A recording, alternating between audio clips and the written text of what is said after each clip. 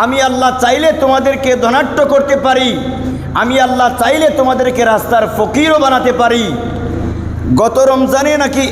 গত রমজানেই একজন মানুষ অনেক টাকার মালিক, কয়েকটা বিল্ডিংয়ের মালিক, হঠাৎ করে ওনার বিল্ডিং ভূমিকম্প হয়ে বিল্ডিং ধসে পড়েছে।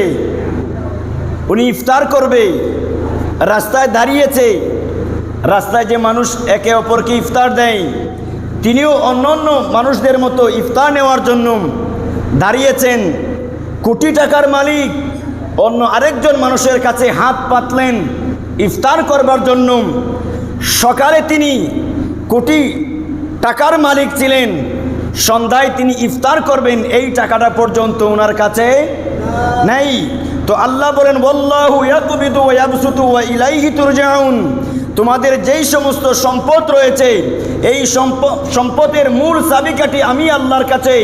আমি আল্লাহ যাকে ইচ্ছাম তাকে ধনাঢ্যবান করতে পারি, বড় লোক করে দিতে পারি, পয়সাওয়ালা করে দিতে পারি। আর আমি আল্লাহ চাইলে ওই পয়সাওয়ালাকে আমি মিসকিনে পরিণত করে দিতে পারি।